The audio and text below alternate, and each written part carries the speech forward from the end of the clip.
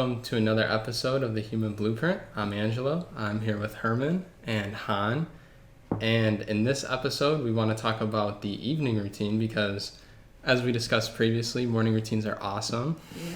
But what happens if you don't have a night routine? So many things happen and don't happen.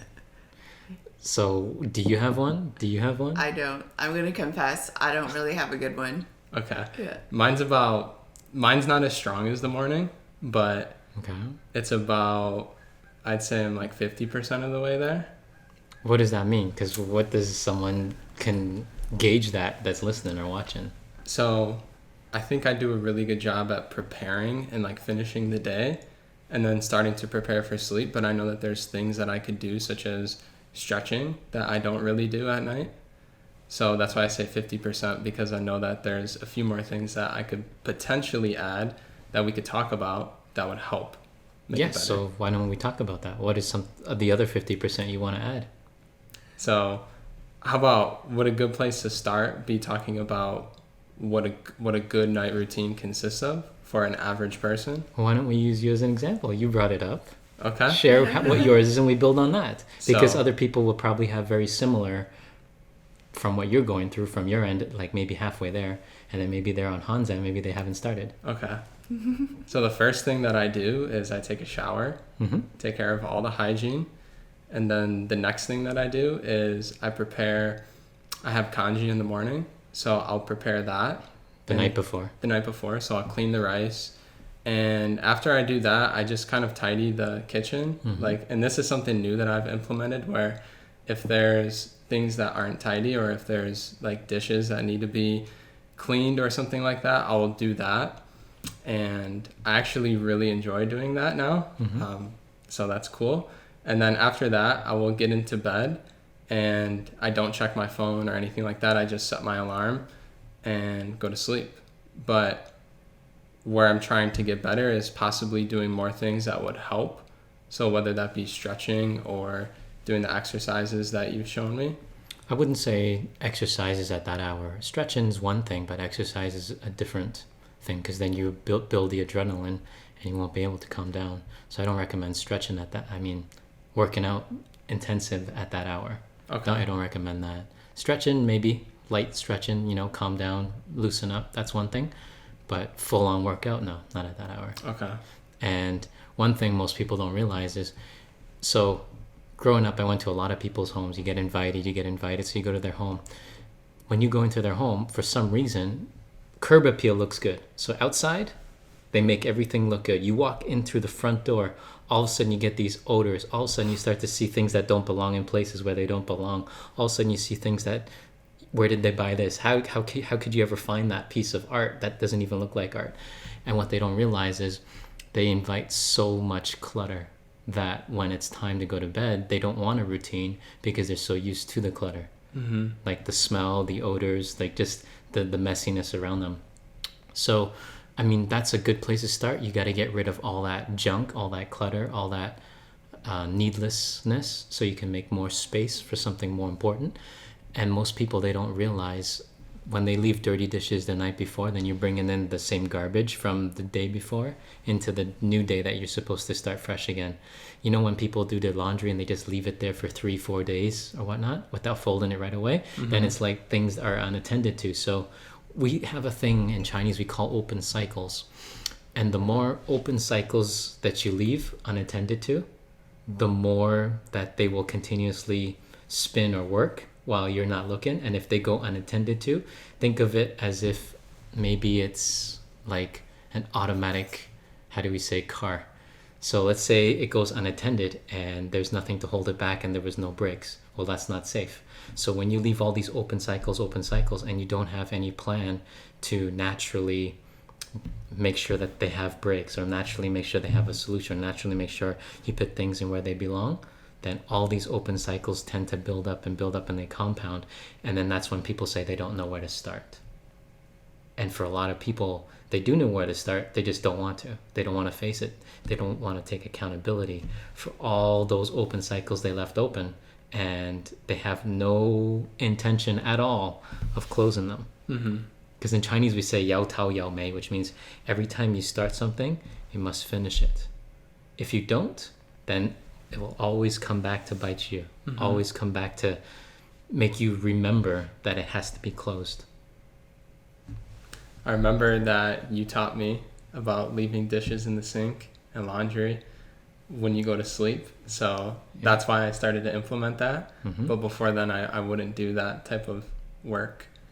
And it feels especially good because I feel like I'm just not just doing it for myself, but for my family as well. So I think that's what makes me feel good about doing it. Yeah, and then let's say you stretched, let's say you took care of your hygiene, let's say everything's clutter-free and you want to read a book. The worst thing you could do is go in your bed and read that book. If you're going to read a book, sit up in a chair, read the book normally. But as soon as you go into your bed, all of a sudden, your body's being tricked to saying, now it's resting. So then when your body's in bed resting and you're reading or on your iPad or whatever it is you're doing, then the body's being rested, but the mind is still awake. So then when the mind is really tired and the body feels rested, you try to go to sleep, but because you had all the blue and white light from a device, or maybe because your brain was too active because you couldn't put the book down, then it's like you didn't prepare yourself at all for sleep. You prepared yourself to continue to stay awake. And then the battery never got recharged. So you should never do anything in the bed other than rest or sleep. Other than rest or sleep. So you know how people, they watch TV and have devices and all that? It's the worst thing to do. And then when you look at them when they wake up in the morning, they look darker and darker and darker and older, because what they don't realize is those frequencies that those devices give sap your energy, suck your energy. That's why you don't want anything with the screen in your room. You want to make sure it's just the bedroom. So what if you work in your room or you have a device in your room during the day and that's what you use, but at nighttime you shut it down and don't use it? Is it preferred to work outside of the room? Yeah, it's preferred, but if you can't, given whatever is your circumstance, maybe get a fan or something to usher fresh air in and get rid of the toxic air out that's been stale in your room the whole time you've been working, and try to figure out how you can possibly maybe cover the monitor or whatever it is you're using at night so that it doesn't necessarily reflect anything back onto you while you sleep. So that's a good start. But a lot of people, let's say they work in their room like you do, they'll always think of what they have to do tomorrow, what they have to do the next day, what they have to do 1 week from now, and then they still can't sleep. And so how are you preparing yourself for just tonight's sleep when you ruin 5 nights worth of sleep because from Monday to Friday, that's all you're thinking about? And it's like you waste all that time and energy when it could be reserved so that you can preserve your health, so you can regenerate, so that when you wake up in the morning, you wake up with a full battery or a fuller battery. And when you go to sleep with all that burden, it is sometimes very difficult to really maximize your energy or your time or your efficiency. And that's why a lot of people, especially when I help them, 1 hour bare minimum before you go to sleep, nothing. Anything between that 1 hour before you know it's when it's bedtime, nothing that is, how do we say, exciting, nothing that is stressful, nothing that will take up most of your energy.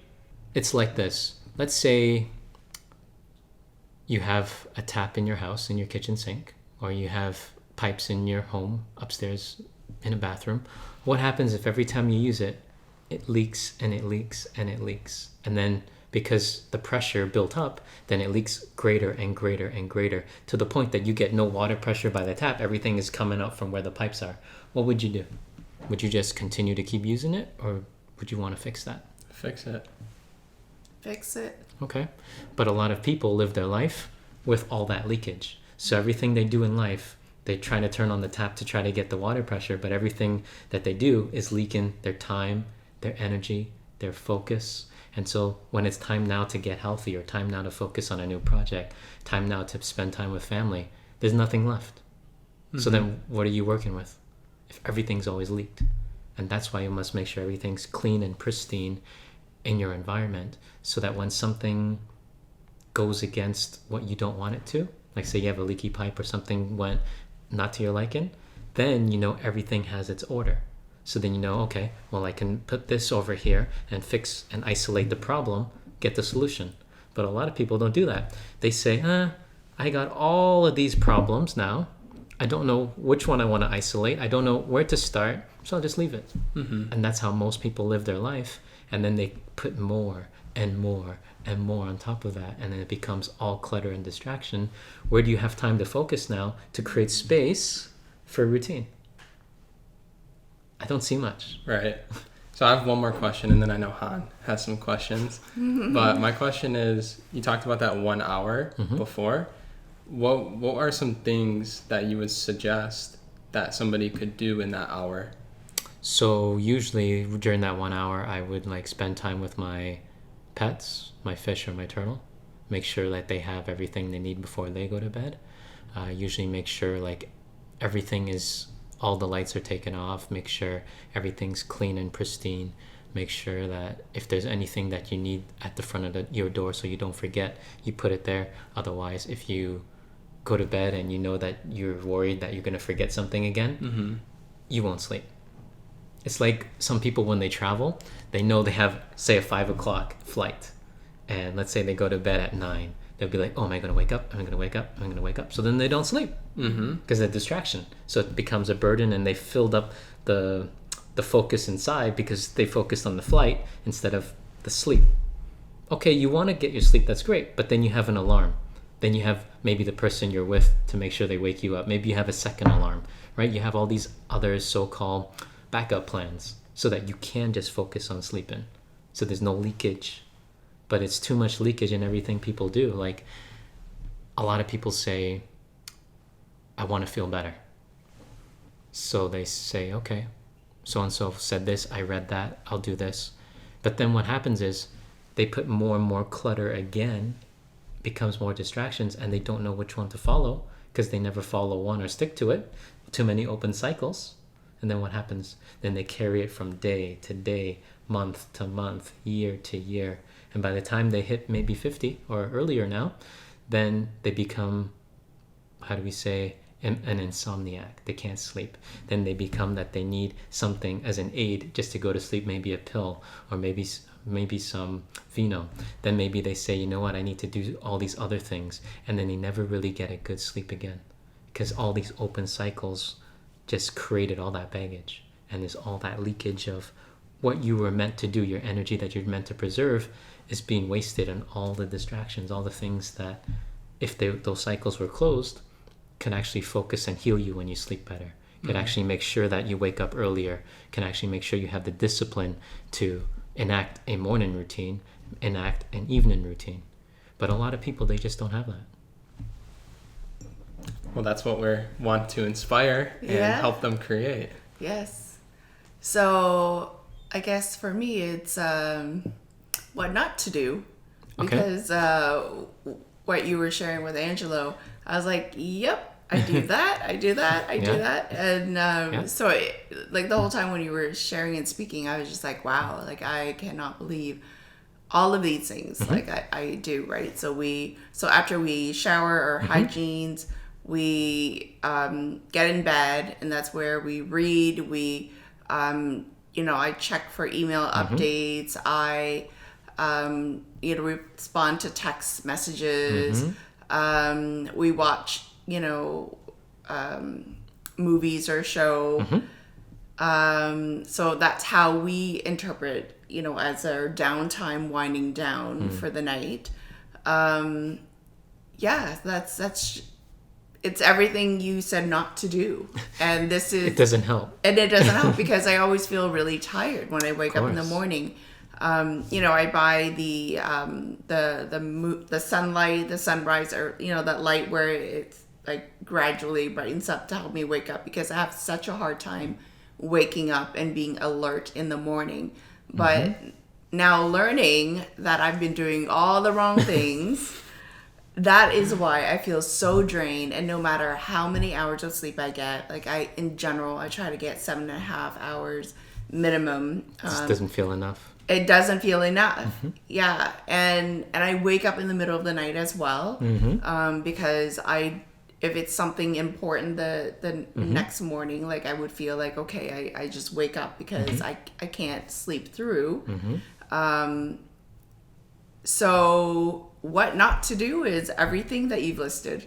And see, what you don't realize is, you know how you said people watch TV before they go to bed? Yes. Well, do you watch TV and your feet are facing this way, or are they facing where the actual TV is? Where the TV is. So what people don't realize is you want no screens at all Okay. an hour before bed of any kind Okay. in front of your face, because that blue and white light tricks your brain Yeah. into thinking the sun is up, so that you don't need to sleep. Okay. So it ruins your ability to create the, how do we say, the hormone Okay. to sleep. Okay. But what happens is when your feet also now are facing where the TV is, then your feet absorb all the radiation Okay. from that. So we actually have a big projector in front of our bed. So that's, I feel like it's even worse because Yeah. it's this huge screen now. Yeah, you don't want that. Yeah. No screens in the bedroom. Okay. As least as possible Okay. is the best, because what happens is you become so distracted with all these different screens, and it's like inside of you is always yearning for the next high from that screen, or the next high from this text, or the next high from that reading that post, and it's like you never really rested. And we call that more of like your unconscious. Okay. And I guess it's not good to watch even action movies and scary shows At all at night when yeah. you're supposed to go to bed. Because one's building maybe the adrenaline if it has Yeah, action. yeah. One's maybe making you feel a little more afraid because maybe it had a part in it you didn't know that was Yeah, scary. yeah. One of it was maybe sad, so then you went to bed sad. So then how does that help you sleep? Not good at all, because we've been watching this scary show for the past week. Yeah. And Bernard loves it. He finds it comforting, but I get so scared. Yeah. And so I find myself, my mind is just always racing, and every sound that I hear outside of my bedroom door, I'm like, what is that? Right? Go check it. Go check it. Yeah. Yeah. Okay. So okay. yeah, you don't want to necessarily have that distraction around you, Okay. because then remember how we said the leakage? So let's say you're trying to go to bed, but then all of these things you said you shouldn't do, you do. So Yes. all of the energy is leaked. So then in the morning you're trying to use what energy you have. Yes. But every single time it's less and less and less. Yes. So it's bare operating minimum that you're working off of. Yes. How you can recover, how can you get healthier, how can you restore yourself? I can. It's very difficult. Yes. Yes. And so I have a question also about in your bedroom, Yeah. right? What are things that I should not have in our bedroom besides a TV? You specific, so this will be more specific to you, Okay. not just for everybody, but Okay. this is more specific to you. Nothing with sharp edges.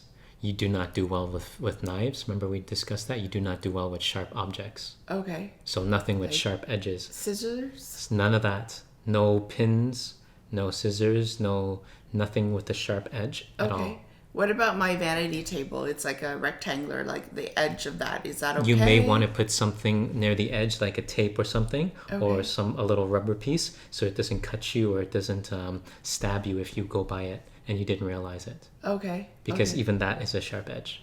Okay, so my bed frame is also a rectangular frame, and Yeah. it actually hit me a few times. So I think it didn't hit you, I hit it. Yes, I hit it. but yeah, you don't want anything with those sharp edges, because then it becomes where you become accident prone around them, Okay. specific to you. Wow. So nothing with sharp edges. Remember how we said also nothing with faces, like pictures in the bedroom, especially of those that have passed. Yes. None of their faces Okay. in the bedroom. I don't. Living room only. Okay. Yeah. What about wedding pictures? I know that's popular. Like people, they get married and they have their wedding photo and That's more of like a living room. okay, yeah. You don't Okay. really want too many pictures in your bedroom, and the reason being is you want, when people see it, to remember that, but for everyone to see it. Not everyone's going in your bedroom. Yeah. Right? That's true. But when it's in the living room, everyone sees it. Yeah. So it's like it rekindles that memory of that spark, of that love, of maybe you were the example of what others didn't have. Yeah. So that you could set the example, help them achieve maybe what you have. Yeah. But if it's in your bedroom and it's only that you see it, then it's very difficult to maybe share that memory or experience for other people to maybe be inspired that, yeah, love actually does exist. Okay. And when you said faces, right? So I know a lot of females, they have like, cute little dolls, or does that count as a face? So, Like, porcelain dolls? Oh, yes. I know those are no. a no. Yes. Those, I'll give you a perfect example. There's a gentleman I know, he bought his wife every single one of those type of dolls. I don't even know. It's like a precious moment. Or like, there's a specific name to them. They're very expensive, very limited edition as they market.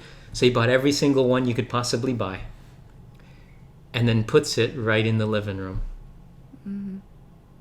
Now we know that those things harbor a lot of, how do we say, darkness, where if a soul doesn't have a place to go and it's in limbo, it immediately looks for something that it considers to be any type of body. So it stores all in all of those dolls. So the person didn't know it. So then what happened to the wife? Like that, got sick. All of a sudden illnesses were coming out left, right, and center. And every single time they sit where those dolls are, magnified, amplified the disease. When sit away from those dolls, feel a little better. Wow. Go right back to where those dolls are, amplified, found something else. Wow.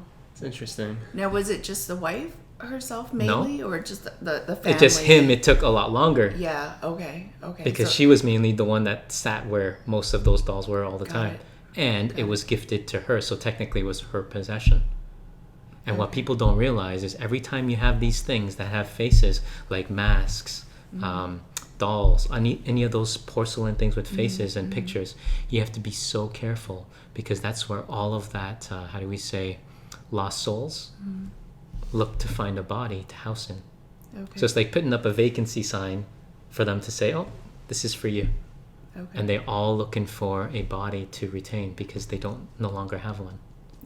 So that's why you don't want anything with those faces around. What about like Winnie the Pooh? Like Bernard gave me that as a gift.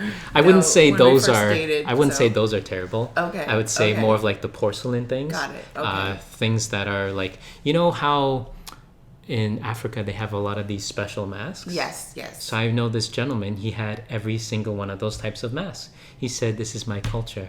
I said, "Really? If you don't fix this, this is going to happen to your mom. This is going to happen to your dad. This is going to happen to your brother." In 1 month, every one of those things happened because he just got a new house, put them all up in the house. All of a sudden, brother got sick. All of a sudden, father passed away. All of a sudden, mother's leg almost got cut off. Wow. Terrible. All because they want to put things up with faces. Yeah. That people don't realize it stores a lot of those lost souls, and they want to put and inhibit those. Okay. So nothing with the face. All right. Okay, so I'm just thinking in terms of the room, because I just want to, now knowing, some of these things that I'm doing that has been sort of sucking my energy, and pretty much my whole life I never really feel well rested, and I never understood why. So now I have a better understanding. And remember, lighting plays a big difference. If you're watching like your projection with no lights on, no, okay, bad for your eyes. Okay. And remember how we said the blue and white light? Yes. So then it's hard to sleep. Okay. Goes right into the receptor. Then the receptor says, oh, I think that's sun. I'll stay awake. Okay. So you have to make sure the lighting that you have, well-lit room, if you're in the room, but don't use the room for entertainment per se. Okay. Use it just for rest. Okay. That's your sanctuary for just rest. Okay. And I know some people also use the special salt lamp. You know, the salt lamp. Like, what are your thoughts on that? Because they're very popular now. I know they're very popular. I know a lot of people have them in their bedrooms. So I'm going to ask you a question. You be honest. Yes. What's the purpose of it? I hear that they help clear energy. Okay. Help you sleep better. Okay. Not that I notice any difference, but I'm just sort of following the masses, right? That's what I'm doing. I'm just hearing things. My friends had one, and they're saying it's good. So I went out to the store and I picked one up, and I told my sister-in-law, "Hey, you should get one for the kids too." So yeah, like I just wondered, like, is that something that is good to have in the room? Do they help at all? So I'll put it to you this way. That has more of a, how do we say this nicely? You know, when your belief in something is greater than what it actually does? Okay. A lot of people believe a lot of these external materialistic things bring you something somewhat quasi-spiritual. Mm-hmm. And you just have to be a little careful with that, because it's like, what if you removed that object? Okay. And what if you applied what it is we just talked about? What if you applied what we talk about every week? What if you apply everything you've learned on these podcasts every time we have a meal, every time we have an interaction, every time we have an event? What if you applied all those things and removed all the external materialistic things? What would happen? Well, I would just be a better person. I would grow. I would be healthier. I don't need to rely on something that may or may not even work. Like as a whole, as a person, I would just be all around better. I'm not saying it doesn't have any properties, but from what I know, I've seen people test. They actually have like a Geiger tester and all this kind of stuff. They're really hardcore like this. Yeah. And they show like it's so minuscule when it's right beside it. They said this will next to do nothing for you. Okay. And he's like, no wonder you're not getting better. No wonder this is not happening for you. No wonder you say, I want to have this and it doesn't happen. Yeah. And so he's like, maybe we check back and figure out, maybe we don't necessarily need so many materialistic things. Mm-hmm. And maybe we focus on our internalization of every single thing we know that is right, that to be truth, and really apply those step by step so we can eliminate the middleman. Yeah. That makes perfect sense. Right? It's like in sales, right? Everybody, when they see warehouse sale, oh, no middleman, I'll go there. Yeah. And then they'll spend anything. But meanwhile, just because it said warehouse sale, they're still just getting paid. I mean, getting charged the regular price or close to the regular price. Yeah. But just because it said warehouse, people thought no middleman, then I can spend. Yeah. Mm-hmm. So why don't we remove all the little middlemen or middle ladies and just go straight to cut to get to the results? I just think that's a more efficient way to live. It's true. And you'll make sure you can take that money and invest it in something more worthwhile. Yeah. I've never thought about that. Like that's a really good point. Because I, as a female, like I tend to buy a lot of things that I think that will help me be healthier, help me be better, clear the energy in my room, my house, right?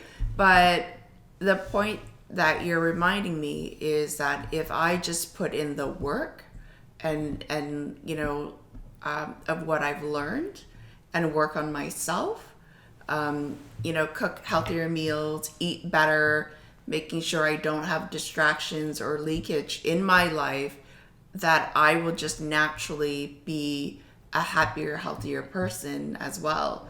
And that I would have more energy to help those around me, especially my family. So it's like in medicine, whenever you have an issue, it's either stasis, which means a blockage, or leakage. So if we can remove all the blockages and we can shore up all the leakages, then we can retain what is ours. Yes. But you look at people's wallets. Oh, something's good for you. No, walls go up. Something bad for you, here, take it. Yeah. Right? Yeah. So then all the leak, so other people have all their hands in your pocket. Yes. Right? And then when it's time for you now, like say you need it for your health or something important, they took it all. There's nothing left for that. So you had blockage and you had leakage. So then there's nothing retained for yourself. Yeah. That doesn't lead to a happy life. No. It goes back to always looking for the shortcut. Yeah. When really the shortcut is to just do the work. Yeah. That's the secret. There is no shortcut. There is no shortcut. Wow. I mean, this kind of ties into another question I had. I was trying to take the shortcut years before I met you. And I was told that if you listen to stuff while you sleep, it will like program your unconscious mind. Reprogram, right? Right. Yeah. So How did that work? I used to listen to, I had like a playlist that I would put on. Yeah. And it would be like positive affirmations. It would be like different people that I was, studying or trying to learn from. And yeah, so I went down that route. Okay, but how did that work? Because maybe these people, maybe they're doing that and they don't know what their results look like. It didn't really work. Yeah. Never really had the change that I was looking for. To that point, I used to listen to these sounds that at a certain vibration Yes. on YouTube, and This frequencies for this. That exactly, frequencies yes, for that. yes. So listen to this frequency so I can sleep better. Mm-hmm. But I actually found that on a lot of the nights it was very distracting, and I would wake up in the middle of the night. And so I kind of stopped that for a while, but I found, there's so many videos on YouTube, right? Yes. Hours and hours of it that you can just play this, right? And so now I know that's a distraction. That's not good. And I would have this like right behind the back of my, playing on my phone. And I'm sure that's not good for me as well with the internet and the connections and the radiation and whatever that's going on. Okay. You want to have no distractions around you. And to go back to what you said, so you know how people, they say all these affirmations, you have to say this, you have to say that. Do you know why that doesn't really work that well? You did it, so do you know why it doesn't work that well? I would guess or say that they don't actually believe it. See, that's the thing right there. It's like trying to trick yourself to say, oh, I'm going to be rich. Oh, I'm going to have this. Oh, I'm going to get that. But what you don't realize is you're tricking yourself to acquire more materialistic things. How many of those affirmations actually say, you know what? I am good enough right now. I am confident enough right now so I can do much better for my family. I am confident right now that we as a human species can do much better to the earth.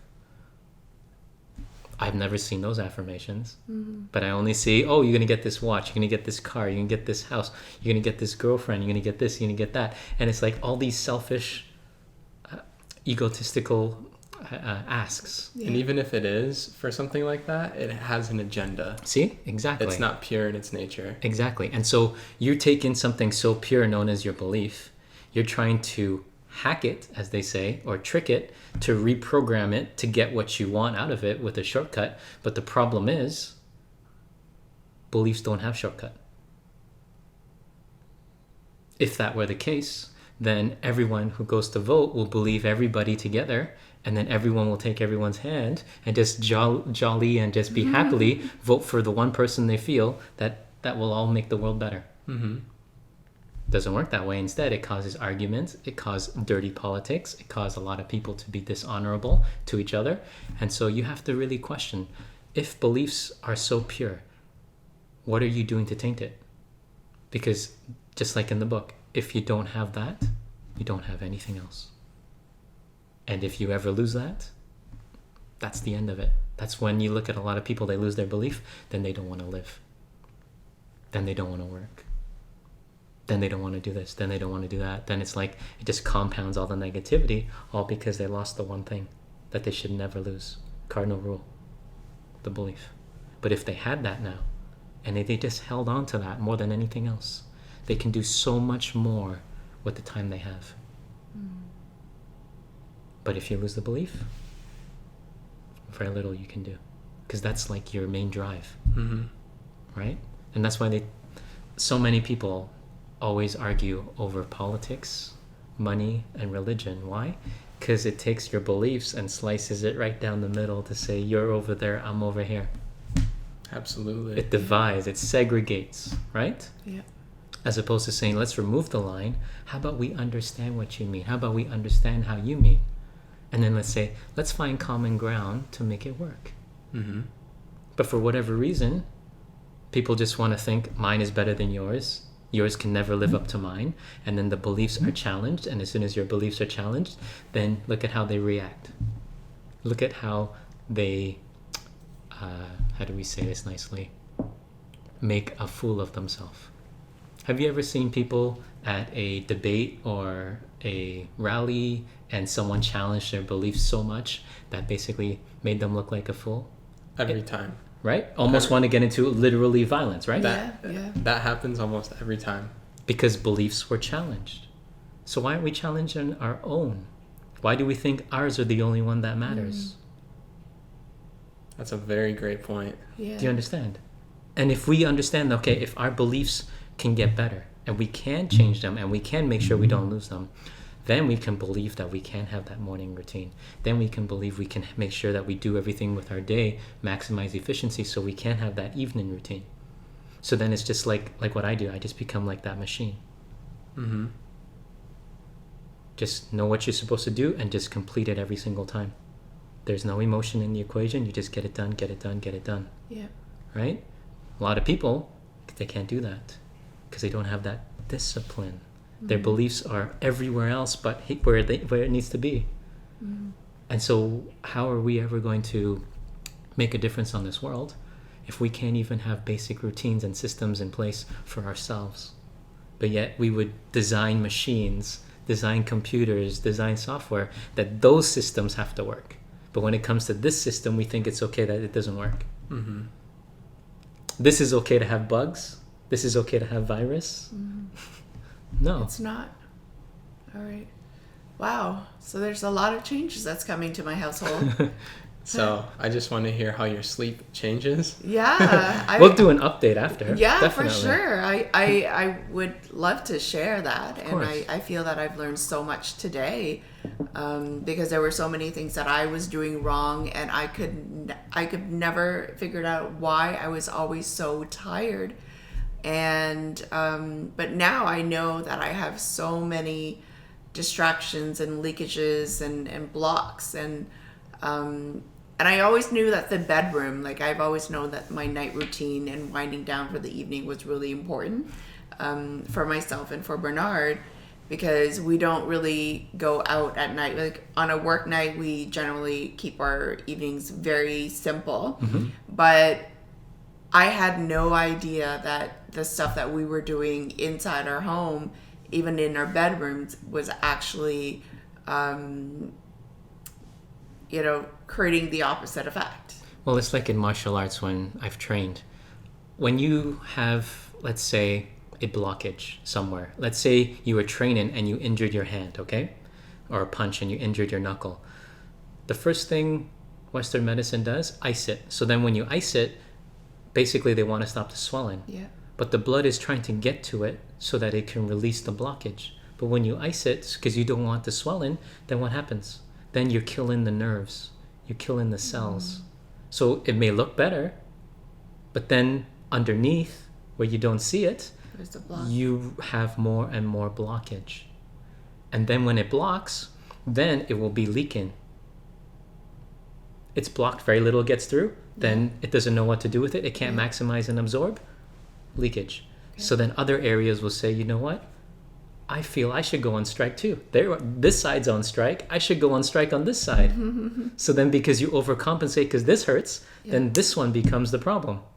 So it's like a lot of people when they age, they have a knee surgery, then the left knee will, on the right knee, they had a knee surgery, then the left knee will go soon because then all the weight was favored on that side. Mm-hmm. Do you see? Yes. So one was blocked, then the other was leaked. Yes. So you have to make sure you're always shoring up every block and leak. And when we do martial arts, it's always to like make sure you know how to protect yourself and to make sure you don't reveal any leakage so that the energy cannot escape. Yeah. So you can constantly harness and hone that so that you can use that and transmute that now to focus to the area that you need when you're not well to heal yourself. Yeah. And I guess for myself and Bernard, because we're a couple, Yes, he will also have to change his night routine. of course. Yeah. So you can't have one person. Did you hear that, B? No. So as a partner, like we have to be partners. Of course, in 1,000%. this. Yeah. Because if you are trying to do it and you don't have that support, then most likely you will not stay consistent doing it. Okay. That's a guarantee. You look at everybody, They tell their children to do one thing, but then they themselves, like they tell a child don't smoke, but Yeah. here they are smoking 2 packs a day. Yeah. Can the child listen to that? No. Would they say No. what you say has weight? No. Exactly. So then the child will eventually go back to it because they think what they see, it's okay. You're still alive, so maybe I'll be okay with that. Yeah. But they don't see the long-term effects. So we have to make sure no blockage, no leakage. Okay. So that's why the evening routine is to close that cycle. Great. Thank you. Thank you. Yeah, so I just think that to close, if you're really looking to refine your routines and get really personal with it, then just reach out to us. We'll be happy to help you. We've helped many people with that. So many. So always feel free to reach out, and we hope that you enjoyed this episode and that you can implement something so that you can sleep better and live a better life. Thank you.